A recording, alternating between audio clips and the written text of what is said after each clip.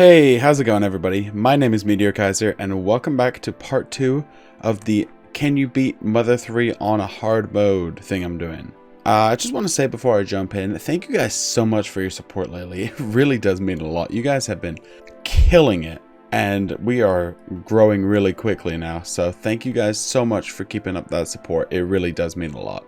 But if you haven't subscribed, and you're interested in seeing more of this stuff, feel free to hit that button. You can always unsubscribe later if you deem so necessary. But anyway, we're jumping into part 2. Again, we're just trying to beat the game on hard mode, which is the fan translation edit to the game, because the default game does not have a hard mode, it just has one mode. Just to clarify, on enemies, HP is doubled and some other stats are increased, but HP is the most important thing here. So we're going to be going through chapters 6, 7, and 8 on this part.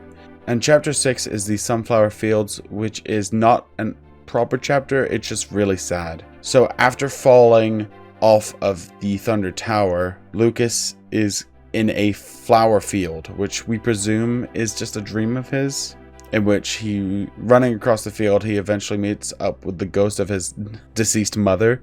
And he's trying to chase after her, and eventually at the end, when he sees her off a cliff, he jumps off the cliff trying to reach her.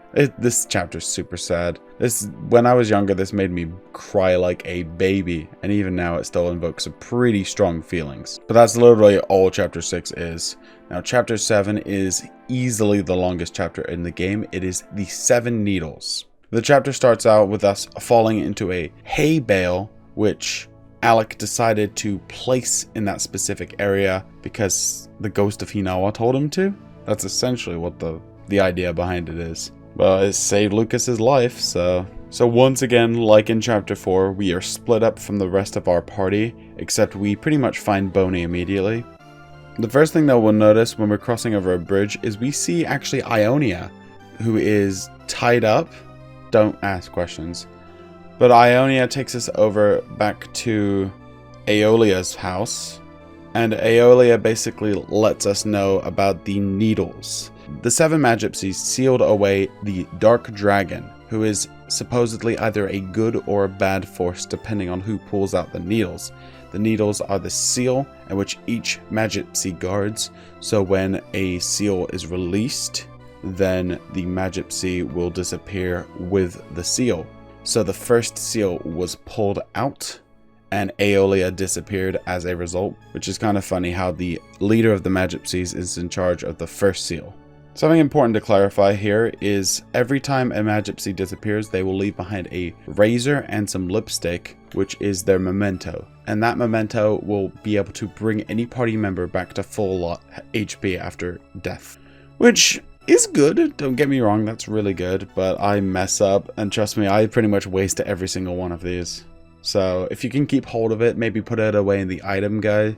That's something else I haven't clarified, is there's a guy who looks like he's homeless who's carrying around a cart with him, and he'll store your items for you. Anyway, we know where the location of the first one is. Do you remember back in chapter 2 in Osoe Castle? We saw it in the background.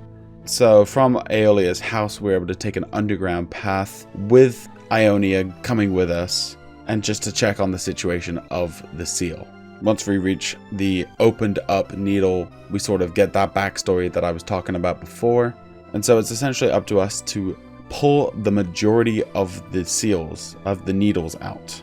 Because if we have a pure heart. Well, Lucas has a pure heart. If Lucas pulls out the majority of the seals, then the Dark Dragon will become good. If the pig masks who are taking it out with the mask commander, if they are able to take it out, then it's going to be evil, it's going to do whatever the leader of the pig masks wants it to do. So it's a good versus evil, we've got to pull out the majority of the needles.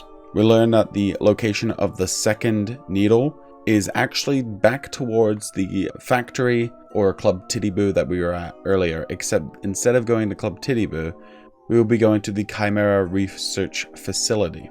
We are once again forced to take a part-time job as pigmen, so we get on our normal outfits. We actually learn that there are a couple of monkeys loose in the facility, which lo and behold, guess who it is? It's Salsa and his girlfriend. And there's also someone else in a trash can running around. You might remember that face from Earthbound. That is Dr. Andonuts. Now, Dr. Andonets is actually being forced against his will to help build these chimeras. And we've seen these guys throughout the game, these weird looking monster guys. Walking around throughout the facility, just exploring each of the places. We eventually run into Salsa, and then when we come out of that room, we actually have our first boss fight. This is going to be the only boss fight of this chapter. It is the Almost Mecha Lion.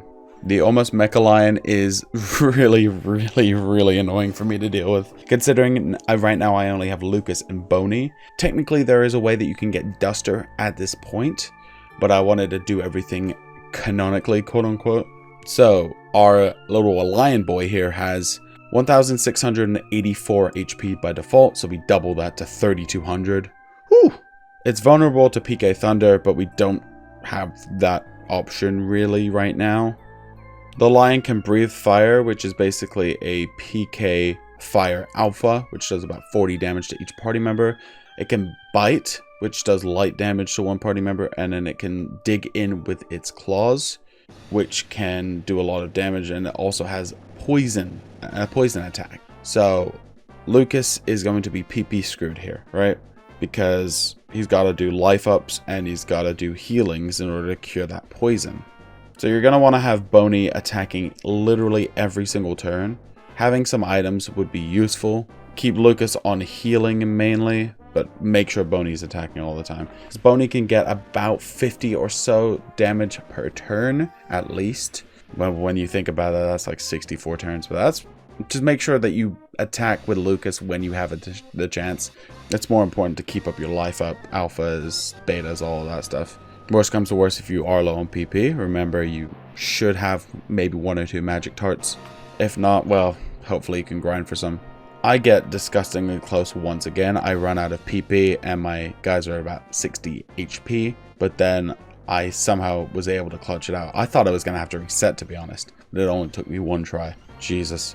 Yeah, I would recommend being a little bit higher than what I was. I was level 32-ish. The cool thing about this is this boss fight is the only one for the chapter, or the only one for this needle. The rest of the laboratory is just exploring and defeating various regular enemies. We get deep enough into the facility and we almost corner Salsa. Salsa doesn't know that it's Lucas because Lucas has his pig mask helmet on. But once we get there, there's a bunch of pig masks who are exhausted. They're running from something. We hear something in the distance. And we learn of a creature known as the Ultimate Chimera. Now, this guy will be lurking throughout the facility. When you hear footsteps loud and close, this is when you need to either swap floors or do whatever you need to, because you cannot fight this guy. You run into him, it is an instant game over. It is very important to just completely and utterly avoid the Ultimate Chimera at any cost and just try and get your objective done, which is catching up to Salsa as much as possible. We trap Salsa, but at the same time the Ultimate Chimera comes in and traps us. However, we learn about something a little cool. Salsa, being the absolute savage he is, saves us because our masks are off now. And he's like, oh shit, this is the kid who saved my life 3 years ago. There's an off switch on the Chimera. Literally just turn the power button off and that's it, on his back, and he stops moving. That's simply it. It's kind of ominous at the end. There was a little bird that was with the Ultimate Chimera, and the bird's purpose is to turn the Chimera back on when it goes down. We're finally able to make it out of the facility and head up north. There's a little bit of a monkey dance door again, so we have to do that. And we run into the second Magipsy, Doria, who actually is with Kumatora. So we rejoin Kumatora, and the next thing that we have to do is drain water from one fountain to the other, which is kind of funny. So there's 2 different creatures that are going to be able to assist you on this. You're going to want to pick the right one. That's going to suck water from one and push it in the other, and that's where the needle is hiding. So we are able to pull that second needle for Team Good. The next place that we have to go to is the Snowcap Mountain, which is accessible through this area. Ooh, it's the Mole Cricket hole. You remember that Mole Cricket from the beginning? We run into him again, to the right of Club Titiboo. He's basically like, hey, come down here and fight me. That's literally what it is. We kick the shit out of the Mole Cricket because it still looks super weak. And basically now the Mole Crickets are going to help us out. but we have to make our way through this maze in order to get out to the snow-capped mountain area. So it is a very, very difficult maze and very annoying. Even following the typical maze rule of sticking to the left and just keep going left does not work. The trick for getting through here is anytime you have a turn. Literally anytime that there's a bend, you go through that bend and you'll eventually reach the end. It takes a while and it made me a little frustrated. I made it through eventually. And we are finally in the snow-capped mountain, which is a pretty cool area. A lot of hard enemies. There's a couple of surfboarding yetis who have a lot of HP. But the good thing now is we have Kumatora now, so we can use our PK fires, some dogs as well, but they're not too bad. Making our way to the summit of the snow-capped mountain, we run into the next Magypsy, Lydia. Now Lydia is pretty nice. There's a pigmask captain who is basically passed out in Lydia's house, and Lydia is taking care of him. We go through the back of the door, but then we hear a rumbling in the ground and the ominous music of the pigmask army. And we see the masked commander has already pulled the needle. That is 2-1 against us. The masked commander flies away and leaves a little steel mecharilla. It's just a steel metal gorilla. This battle was a pain in the ass to deal with. So we at this stage have 3 party members. Remember, we've got Lucas, Kumatora, and Boney. The mech gorilla has 2,860 HP, doubling that. We're at 5,600. Ooh, my lord. The mech gorilla is weak to PK Flash, so make sure to get that off with Lucas almost immediately if you can, and PK Thunder. However, only use PK Thunder twice, because if you do it more than twice, the mech gorilla is going to short circuit and he's going to go berserk, which means all party members will get attacked every turn for a higher amount of damage. Whereas before, you'll have basically 2 attacks that the mech gorilla can do, which is attacking 1 party member or attacking 2 at once. I made the mistake of short circuiting on the first try, but this boss is, again, just do your usual. Now that you have Kumatora here, you're able to lower its stats. So defense down alpha, offense down alpha. Use offense up on as you can with Lucas. Just make your party stronger, make him weaker. Your standard buff debuff thing that you normally do. Just the most important thing about this fight to remember is that one thing. And we were able to take out the mech gorilla with like Lucas having 50 PP and Kumatora having 70. To be honest, in this fight, Kumatora is more of a healer, specifically because Kumatora can't use Thunder.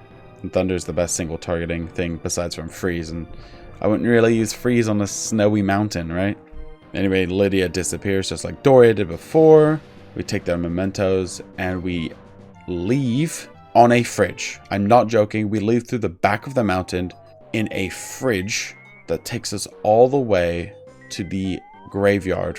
The next objective, and as I said, you can do this before if you want, but this is how the canonical sort of route goes, which is inspecting a bottle right where you came out of, and that's basically going to tell you to follow down that pathway into the graveyard from, remember chapter 3, we had that little thing that brought us back to Tazmily. It is, if you recognize it or the text speech, it's the Mr. Saturns. We're basically heading to this game's version of Saturn Valley, which is back towards where the Thunder Tower was, so we're essentially following that path again.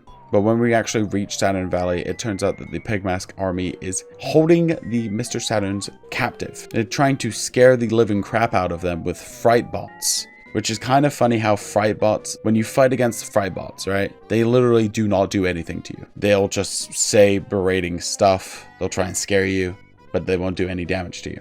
The important enemies to deal with here, the most scary ones, are definitely the Pigmask Majors that you have to fight. Something I actually recommend doing is having Boney get a few pencil rockets, because pencil rockets are going to do a lot of damage. They'll do like 250 each. Considering the Majors have a fair amount of HP, definitely over 1,000 for sure, because the Pigmask Majors can attack like normal, but they can also numb you by breaking your joints. Sounds completely messed up. But yeah, if you can, use some PK loves. Kumatora, just do some PK fires and heal up when you need to. And of course, just avoid the fright bots for now. You could just deal with them later. The fright bots are the easy part. That actually took me a couple of tries to get through this fight, which is kind of sad in a sense, but still.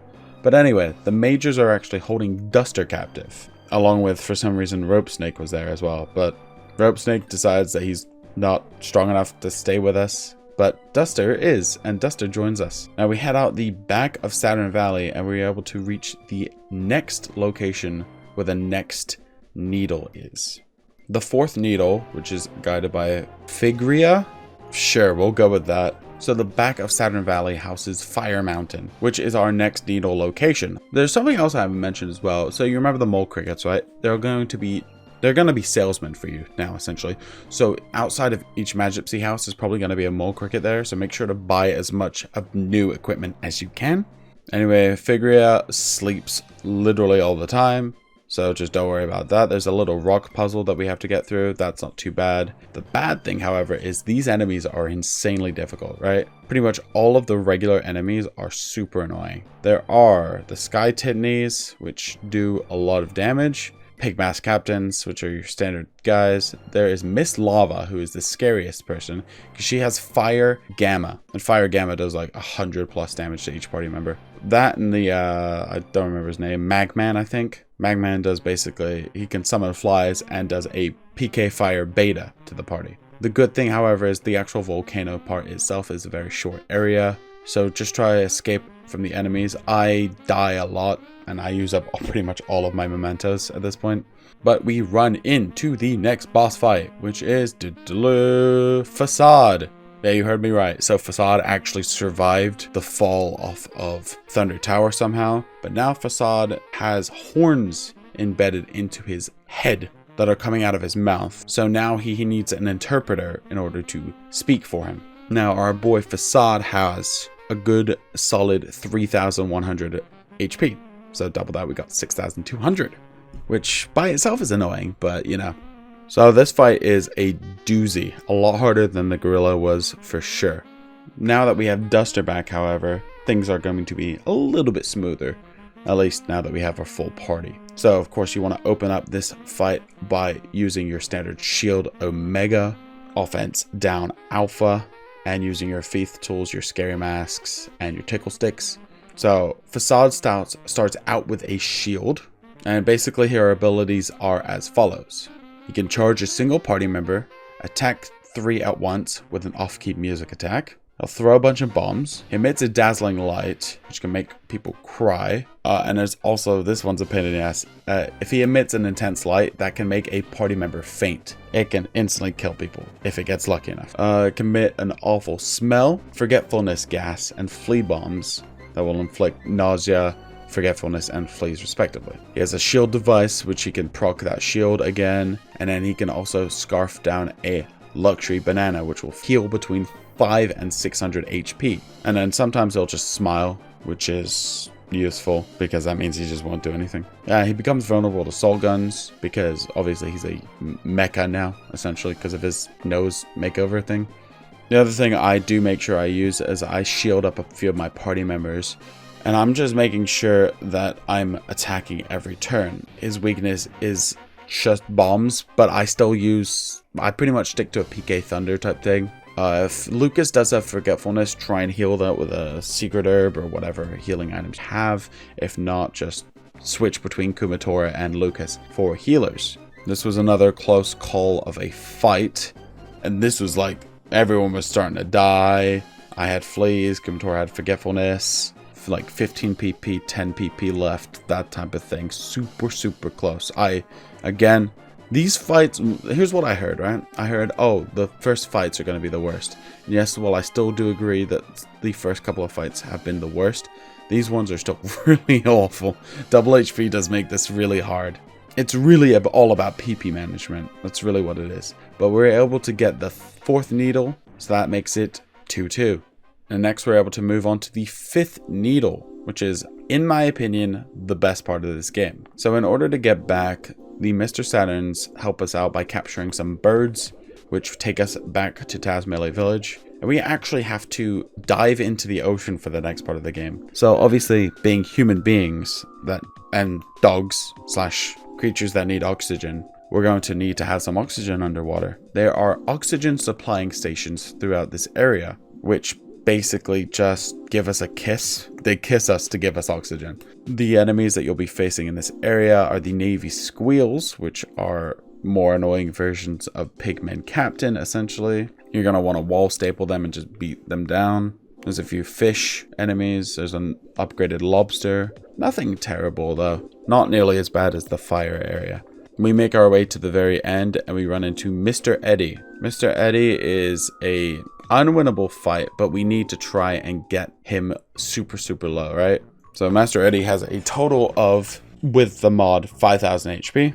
He can attack twice in one turn, generate whirlpools that will hit everyone. He's vulnerable to PK Thunder though, so make sure you're using PK Thunder as much as you can. I was terrified that I wasn't going to be able to get through. I actually went with a better strategy, right? So after getting enough defense, his standard attacks would only do 1 damage to me, but his whirlpools would still do a crap ton. So I basically let Duster and Boney die off, and Kumatora and Lucas were the only 2 alive, which is fine. That's how I wanted it. Less people for me to have to heal. And basically once you get him low enough, he'll generate a super strong whirlpool that'll wash you away. And now we get stranded on Tane Island, which is what I was talking about, the best part of the game. So we are stuck on the island with 1 HP. We go in and we see this suspicious looking mushrooms on the floor. And in order to gain our strength back, we eat the mushrooms. In a Nintendo game, created on a Nintendo console in Japan, we have consumed drugs. I'm not even joking, we are literally tripping balls right now. We see enemies as people we've run into. We see Flint, Alec. Everything is just completely bass backwards. All of the enemies are eerie smiles until you do enough damage to them that they'll reveal their true form. And most of the enemies in this area are weak to PK Freeze, so be using that a lot. You should have PK Freeze Gamma by this point, so go ahead and use that. The best way to figure it out though is make sure you're sniffing with Boney. You'll be able to figure out their weakness. The first enemy that we actually run across is an optional boss fight, the Zombie Shroom. The Zombie Shroom has, with our mod, 5k HP, but it's weak to fire. It's also weak to PK Thunder and bombs. Now it's able to inflict poison on you, will attack normally. The poison is the worst thing though, but it wasn't too bad of a fight. Just keep bashing away and you'll eventually get through it. When we reach the very end of the area, we run across the next Magipsy, Mixolydia. Wow, that's a mouthful. And Mixolydia's assistant, Otto. Mixolydia basically wakes you up from your drug-induced trip. Now the enemies become actual enemies again. You're able to see their true form, which is great. We actually have some enemies. Now that we are back from being drugged out, we're able to make our way past Mixolydia's house and onwards to the 5th needle. Ooh, so the 5th needle boss fight is the Barrier Trio. The Barrier Trio is possibly the it's definitely the hardest fight in this game for me. But I think that's also true for vanilla. So it has 4k HP, so that's 8k for us. Just imagine, right? And the possible thing that's the worst about the Barrier Trio is they can use almost all powerful PK attacks, beta and gamma versions of all elemental attacks, and they can bolster their defense with defense up Omega. So they'll strike a pose and you have to pay attention to who creates the pose. So there's Barrier Man, which corresponds to fire, Barrier Gal, which is ice, and Barrier Dude, which is thunder. Whoever calls it out is going to have that weakness. So for me, it was Barrier Gal, which is great because it was PK Freeze. So basically I had to grind Lucas up in order to get PK Life Up Omega. So the strategy for this, right, is Boney attacks every turn. Lucas heals as normal. Kumatora and Duster are going to pretty much spam lower defense. So what you want to do is basically you want to try and make the Barrier Trio use defense up Omega, because that'll, instead of using PK Fire, it's better for them to use PK defense up Omega, because you just basically you keep trying to lower its defense every turn, and hopefully they'll eat up as many turns as possible doing that. I had to grind up levels a good amount because I was just way too weak to deal with this boss. Another thing that they have is they have PK Starstorm. So you want to heal, make sure you're healing. Using PK Magnet with Kumatora is pretty nice. It'll get you a bit of PK back, some more chances for attacks. Make sure Boney has a crap ton of items to heal up other party members. Duster attacks like normal and is going to be lowering stats. He's got to be the main one lowering stats. Just grind. If it doesn't work, keep grinding. You want to be high enough level and have enough PP in your arsenal that you'll be able to defeat the trio. But eventually, I barely make it. And just as we're about to pull out that 5th needle, guess who swoops in, uses PK Thunder on us, and unseals the 5th needle. Well, that asshole out of the way and Mixolydia done for, we head on to the 6th one, which is Ionia's. Now, Otto gives us a ride back to Tasmili, and we head up to where Alex's house was, or is, I should say. And there's a little area behind there that's going to lead us through into the next area, which is the, and let me get this right, Chupichupioi Temple. That's it. I'm not saying that again. I'm just going to call it Temple. But before we get there, there's, in that area of enemies, new enemies that we run into, there's some slugs. There's a hefty head, which has a very low chance of dropping Lucas's ultimate weapon, but I wouldn't worry about it. The mystical stick isn't worth it. I don't need it to get through the game, to be honest. It's nice, but I'm not grinding against these guys because they're a regular enemy with 3600 attack point, or 3600 HP. There's a few bomb guys who basically will stick on a party member and explode after a while. So they're fun to deal with as well. And by fun, I mean fucking awful. But we make it to Ionia's house. We go past and there's a 2-part boss thing here that we have to deal with. We have to deal with the first part, which is the Pig Mask Commander and 2 Pig Mask Majors. So it's important because this is going to be a back-to-back thing. So the Pig Mask Commander and the 2 Pig Mask Majors, and then you're gonna have to defeat the Masked Man after that. The Pig Mask Commander is like the Pig Mask Majors, just more HP, and he has a shield. So best idea is when you're in front of Ionia's house, just buy a bunch of pencil rockets, have Boney spam the crap out of them, and just heal up lightly as much as you can. All right, now this is a pretty bad boss fight because Masked Man has, with our mod, 10,000 HP because it's 5k by default. So again, open up the fight by doing our usual stat increases / decreases. The Masked Man can attack twice per turn. He can fire a beam, swing his sword, and use PK Thunder. Now, by this time, something I have not mentioned is we received a courage badge from the Gravekeeper. And that courage badge was apparently the Franklin badge. And the Franklin badge is known for its ability to deflect lightning. You want Lucas to get hit by PK Thunder as much as possible. You want luck on your side, because Lucas will just bounce that lightning back towards the Masked Man. Now the Masked Man does have PP, so you can PK Magnet if you need to. Putting up shields is pretty nice as well. Just make sure you have a lot of magic hearts or magic, PP healing items essentially. This fight really took the wind out of me for sure. And deadass towards the end, I was expecting to have to refight this because Kumatora, Duster, and Boney all died.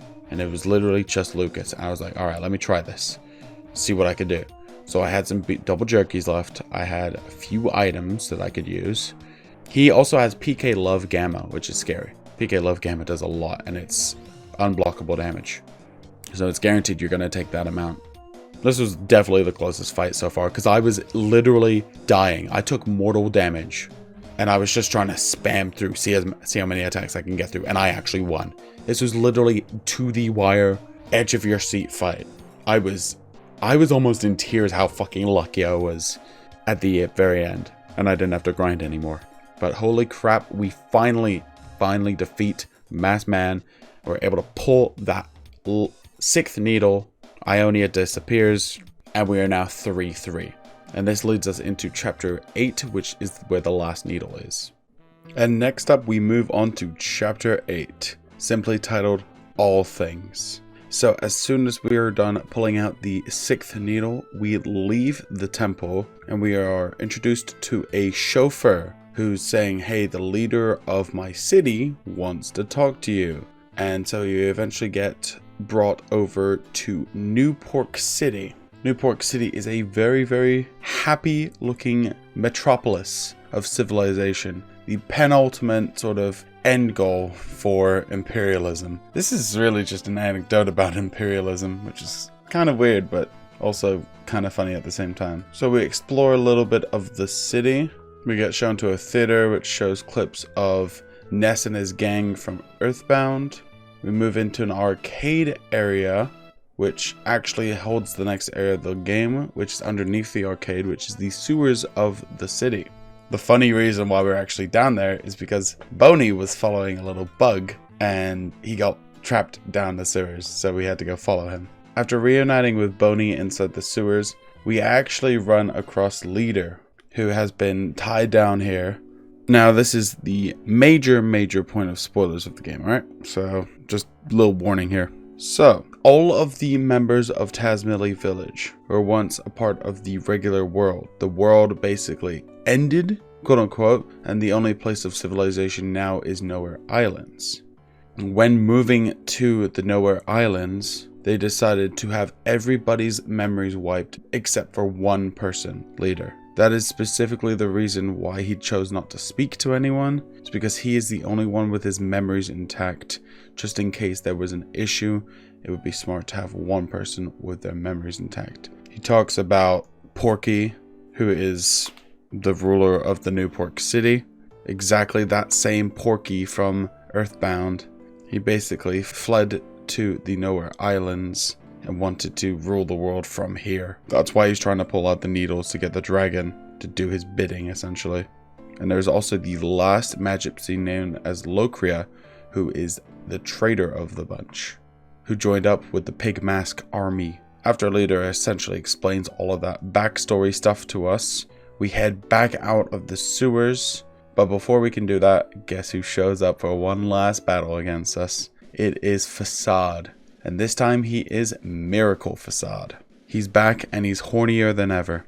So Miracle Facade is mainly the same as New Facade. The difference is of course better stats. With our mod, he's got more HP than the masked man did. So he's got 5,400 times 2, so that's about 11k. So the fight remains traditionally the same as the New Facade fight does for about halfway. So that he's got the Dazzling Light, the charging a single party member, attacking 3 at once, throwing bombs, different types of gas, even the luxury banana. But once he hits that halfway point, or just over halfway, some of his horns will begin to break off. And this is when shit hits the fan. He will revert to his New Facade sprite, but he will have his heart filled with hatred and reveals his true power. Facade is able to use a lot of PSI. He can use PK Freeze Omega, PK Thunder Omega, Brain Shock Omega, Offense Down Omega, PSI Shield Alpha, and Defense Up Alpha. But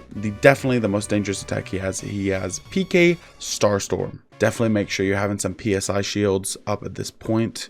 Either that or just bum rush him and hope and pray. But definitely offense up, defense down, and offense down, defense up, all of that stuff. And make sure you have PSI shields on, because he will do a lot. It's worse than the barrier trio, but thankfully it doesn't last for the whole fight, so you can sort of use the first half of the fight to get ready for the second half. In a similar situation that Miss Marshmallow was like. After we take down Miracle Facade, it looks like he's finally done for good. And the interpreter that is with him just leaves. We're able to get back out of the sewer, explore a little bit more of Newport City, and next we run into it. The next boss, which is a statue. And before you run into this statue, the statue is in the top right part of the map, in which you basically have to keep staring at it. It sounds weird, I know, but you have to keep pressing A on it to eventually return the statue's gaze of hostility. Right, so what you want to do before you go into this boss fight is there is a ladder right to the south of him. There is a pig mask in the bottom that sells a New Year's bomb. You'll need this, unless you want to play it the hard way. The hard way is defeating the boss like normal. The easy way is using the bomb. The statue, the king statue, has a whopping 99,999,999. So yeah, basically one shy of 100 million HP. However, if you use that New Year's bomb that I was talking about, the New Year's Eve bomb, if you throw it at him, it'll drop him down to 1 HP. You can either, and you only do 1 damage to him, by the way. Or at least you probably will, because his defense is 225, which is pretty damn high. So just keep doing that. That's your option if you want to play it the hard way, or just throw the bomb and instantly defeat him. So that's what I do. There's a couple of vendors in the city that sell some really good items for your party members, so feel free to look around and pick up anything that you need. Next, we move on to the last location of the game, kind of. The last location is the Empire Porky building, which definitely isn't the Empire State Building, 100% not. So our goal is essentially to reach the 100th floor to meet up with Porky and figure out why the hell he's doing this. Basically, standard go after the bad guy type thing. The elevator stops about halfway through, and we actually run into our favorite guys, the DCMC, who give us a little performance. Now, after that performance is done, we head up to the 100th floor. Now, I say that with air quotes because there are a lot of 100th floors here. Basically, Porky he's still the same immature brat he was from the first game. He has not changed at all. He's still a small child who does not know anything of the world, just destruction and death. So the first 100th floor that we go to features a bunch of hippo rocket launchers. But the good thing is they are passive, so you can fight them if you want to, but you can avoid them if you don't want to take any damage. The second 100th floor that we're going to is Porky's little den of ladies. There's just a bunch of women around. I guess it's his chair, his royal chair. Next up, we go into the next 100th floor, which is the bathroom segment. And yes, I'm not joking. We basically have to go through a bunch of bathroom doors. And behind some of them will be enemies. Behind some of them will be paths leading onwards. There's enemies. The enemies here are pig mask majors. And the worst one, actually, surprisingly, is just a sign. It's the men's bathroom sign. And that thing knows PK Starstorm. So be careful. As we're heading towards the end of the segment, we hear a familiar sound. That's our friend. For some reason, I don't know how he got here, but the ultimate Chimera is here. And he was in one of the bathrooms. Now, you actually don't want to just go by him and go to the next area. You want to get in the bathroom stall that he was in, because it has an awesome ring, and the awesome ring will boost up Lucas's PP by a decent chunk. It's definitely probably the best ring you can get. So I would definitely recommend trying to pick that up. Anyway, the next 100th floor that we go to is actually the house of the 7th Magipsy, Locria. And we see a familiar looking horn and a bunch of luxury bananas. So this was never officially stated in the game, but Shigesato Itoi, the producer, was, I don't know if he was director or producer of this game, but he did confirm later that Locria is indeed Facade. I don't know why the betrayal thing happened, but all we know is that Locria was Facade, and the 7th needle that we're going after is Facade's needle, so he would have disappeared regardless of whether we, annihilated him. So don't feel too bad. One thing I didn't mention, but in between each floor we were running into instant revitalizing machines, so don't feel too bad about wasting your PP because you'll be able to heal up pretty easily. The next 100th floor that we run across is an unfinished area, construction site essentially, where there are a lot of annoying mechanical enemies. The worst of this being is a rhinoceros rocket launcher thing, or missile. These missile guys are annoying. This guy does, I want to say like it's essentially a PK Fire Alpha, but twice. Like going it back and forth, like a boomerang type thing almost. And it does it every turn. But the area is not that bad. None of these areas are terrible. This one's a lot harder. This is the lab 100th floor, where we run into a lot of familiar enemies from Earthbound. The most familiar of these being is the Octobot. Man, I love that thing. The Octobot was actually the easiest enemy to deal with here. That, and there was also the nuclear reactor robot, if I remember the name correctly. That's the thing that basically restores its own HP every turn, and then when it dies, it'll blow up. Also, in this segment, you're going to want to pick up, there's an item box. You'll be able to pick up Boney's one and only weapon, the canine weapon. This thing will give him like an extra 15 damage, but that's still pretty nice. It's the only weapon in the game that you can get for him. As we're going through the next segment, we see something very familiar. Back in the Apple of Eden segment of Earthbound, we had all of these guys in tubes. Now we have the same thing here. This next segment of 100th floor is a very weird one. It is a segment of mini games. The first one being whack-a-mole, the second one being a race, and the third one being balloon popping. On each one of these segments, and I didn't realize this at first, so I went ham, you are supposed to get barely below the score of your enemy. So your enemy is a robotic version of Porky Minch himself, and basically Porky is a sore loser. So you cannot beat him in the races or you will not be able to proceed. You have to get right below his score. So for example, in the whack-a-mole, he gets a score of 10, you have to get a score of 9, just barely losing. On the race, you have to get right behind him. And on the balloon pop, you have to get your balloon as big as possible, but not letting it pop. Once you gracefully lose to Porky 3 times, you go up to the next portion of this floor, and which is a boss fight against the natural killer cyborg, the NK cyborg as he's called. Oh boy, does this guy have a lot of HP.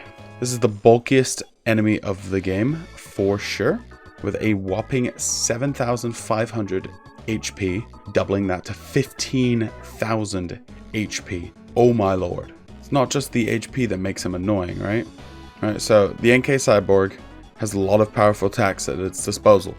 And sometimes he can attack twice in one turn, which is awful. So he can take a powerful swing, which damages one target and can inflict forgetfulness. It can also bear down an attack, dealing a lot of damage to a single target. It can fire several missiles at 3 random targets, hit the entire party with poisonous gas or an electric shock attack, which would be nice if it hits Lucas. The shock is its only PSI based attack. For defense, it can use a counter device, which I haven't really explained what countering does, but it's pretty self-explanatory. There's a PSI counter and a regular counter. The PSI counter will do damage back to the sender of the PSI, so if Kumatora uses PK Thunder, she'd take a little bit of damage in response. And if Lucas hit with a physical attack, he'd take a little bit of damage in response to a regular counter. And it can also activate a self-repair unit that restores 500 or so HP. It actually does have a signature attack. Its sprite will change and it'll reveal a cannon in its mouth. It'll fire a rainbow colored beam to deal high damage to the entire party, and apparently it's counted as a physical attack even though it's a beam. So there's an item that I forgot to mention. There's a thing called the Shield Snatcher, which I did not get because I literally only remembered about it just now as I'm recording this. So you're able to obtain it if you find all 7 mice and bring them back to their mom on the highway. So you could do that and get the Shield Snatcher, or you could just do what I did and just brute force through the shields. It's nice. It's a nice item that Boney can use, but still, I didn't end up needing it. Another strategy that I didn't use that I should have used, like add counters onto myself so he would take more damage. But my strategy was mainly the same that I've been, tried and true. Keep up with I made sure I keep up with shields a lot. Making sure I had physical shields was very important to me. Also, decreasing his attack and defense is very good. Having Kumatora using PK Thunder Gamma is pretty nice as well. I don't have Omega quite yet, but we're getting on our way there. He also does have some PP if you want Kumatora to PSI Magnet it, which isn't the best strategy, but it's better than nothing. You gotta find some way to get your PP back if you don't have a lot of magic tarts. Thankfully, I never really had a problem with running out of those, because a lot of enemies have a small chance of dropping them. This boss fight took me way too long. And of course, as you'd expect, I pretty much ran out of PP at the end. I don't think I had enough PP for a life up Omega again, so I got pretty lucky towards the end. Anyway, our team is around level 55 at this point, and we've defeated one of the last bosses in the game. After we defeat the cyborg, we move on to this very cool room, which shows us props from Earthbound. So everything from Dungeon Man to the helicopter Porky used to escape, to the eraser pencil, to the bus, to everything. Now we're officially in the actual 100th floor end part of the game, in which our boy Porky is ominously chilling above the roof. Sounds about as stupid as you'd think. But anyway, we immediately run into our next boss fight, which is the robot Porkies. They're just robotic versions of Porky as a child. but this is an extremely easy boss fight, right? So each of the Porky has about, with our mod, about 1700 HP. That's nothing at this point. And plus, they'll waste their turns a lot by doing things that Porky himself would have done in Earthbound. So pretending to cry, pretending to play dead, flashing an insincere smile. They do all have PSI counters though. So either use the shield snatcher or just don't attack with PK moves, which is what I did. So when you get through enough of these guys, it'll essentially say like, oh, there's too many of them, they're unstoppable. But guess who shows up to help us out? We get the DCMC similar to the Runaway 5 in the first game. Not only does he show up, but Flint also shows up.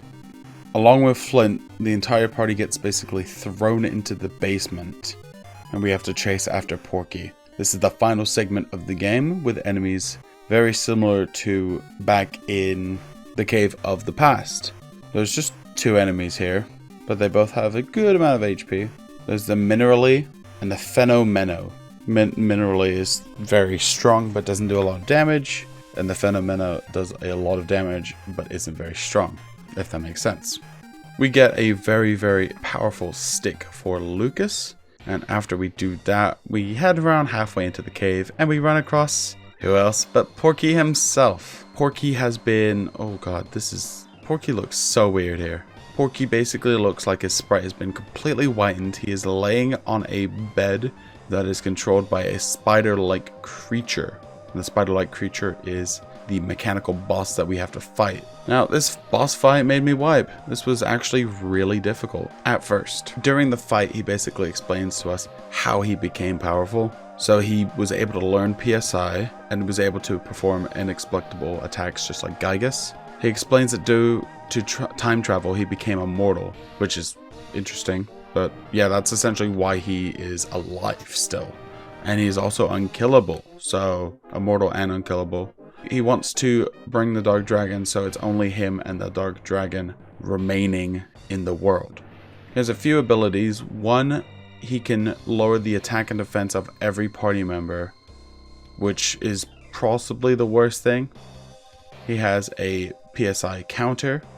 His inexplicable attacks will say question mark, exclamation point, what did Porky do? And he throws like a bomb type thing. He has 6,569 HP. Doubling that, we got 14k. The best options are for us to get rid of his PSI counter shield by either just spamming weak PSI, that's what I did, or if you have the shield stature, that'll be useful. Use lightning and ice, because he's got a decent weakness to them. He's also semi-weak to bombs, so if Boney has any spare bombs, like pencil bombs or anything like that, use those. He just eats up our PP because of him dropping our stats a lot and doing those inexplicable attacks to us. So I wiped the first time, but then I realized, oh, I'm 5 levels off on Kumatora learning a very powerful move. So I do wipe the first time, but I grind for a little while.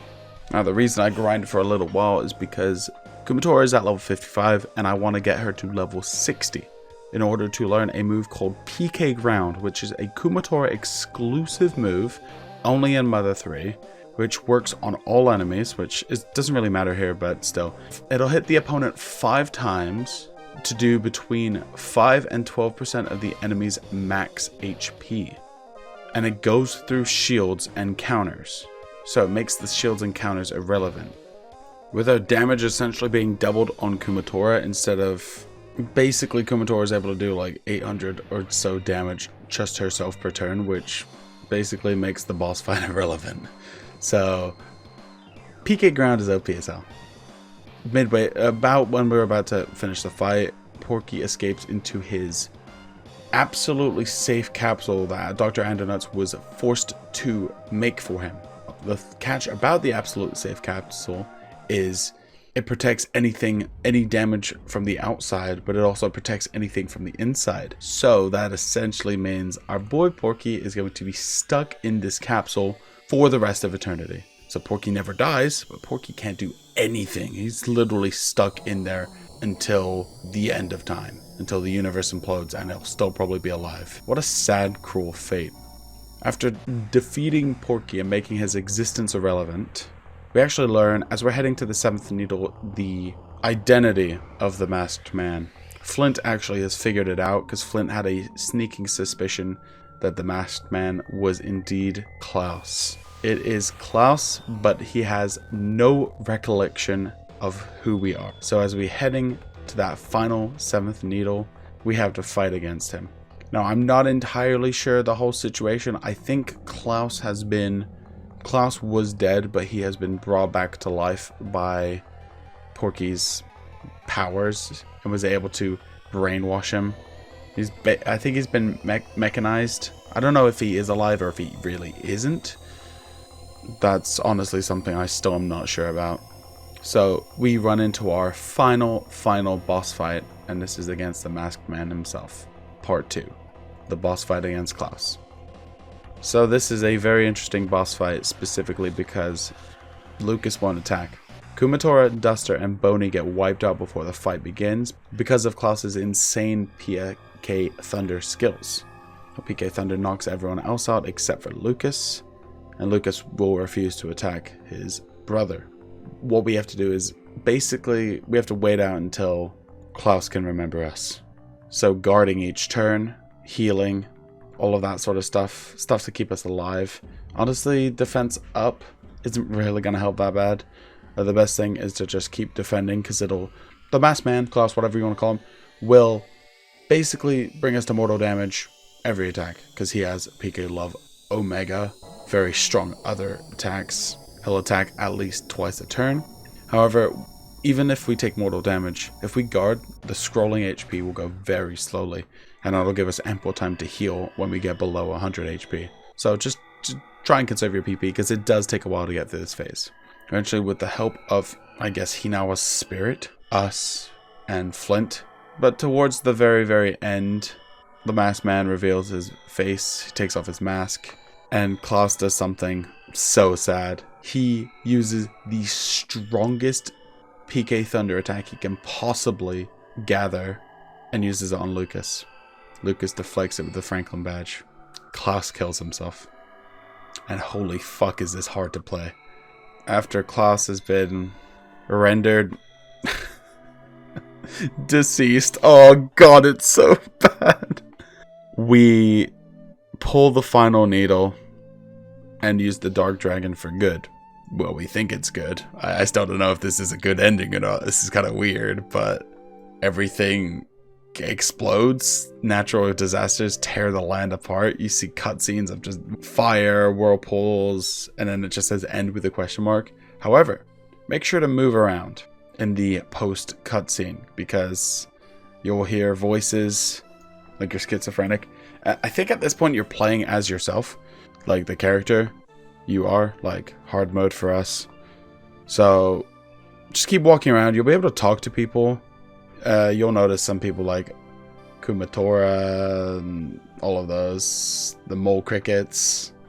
Thanks for helping us, that type of stuff. And it goes through the credits. We get to see all of the cool people that we ran into. And I guess everyone's alive, but there's nowhere islands anymore. So I really don't know if we saved the world or if we just stopped everyone else from dying. Anyway, this is a super weird game. Still really good though. Probably one of my favorite games of all time, specifically because of how great the story is. But anyway, guys, thank you so much for sticking with me through the really long 2 parts. This one's probably pretty long as well. Thank you guys so much for watching again. And if you haven't done so already and you still like my stuff, please go ahead and hit that sub button. I think I said that at the beginning, but I'm going to say it again because I'm a sellout. Alright, thank you guys so much. Peace. And of course, I forgot to mention, yes, you can beat this game on hard mode. Just, again, my overall consensus about this game. The beginning was the hardest. It got easier towards Chapter 4, Chapter 5. Chapter 7, there were some hard parts. And then Chapter 8 was a breeze. So it's just a lot of grinding. If you have super speed, you're set. If you don't, have fun. Make sure to pick up items and don't be afraid to use them. Don't hoard items like I do sometimes. If you have tarts, use them. If you're low on PP, use them. But yeah, it definitely wasn't a terribly difficult challenge, just more annoying than anything. but it was definitely a fun way to make the game spicier than it was already. So thank you so much to the fan translation guys who did this, and thank you so much to all of you. And once again, I'll see you in the next one. And as always, peace.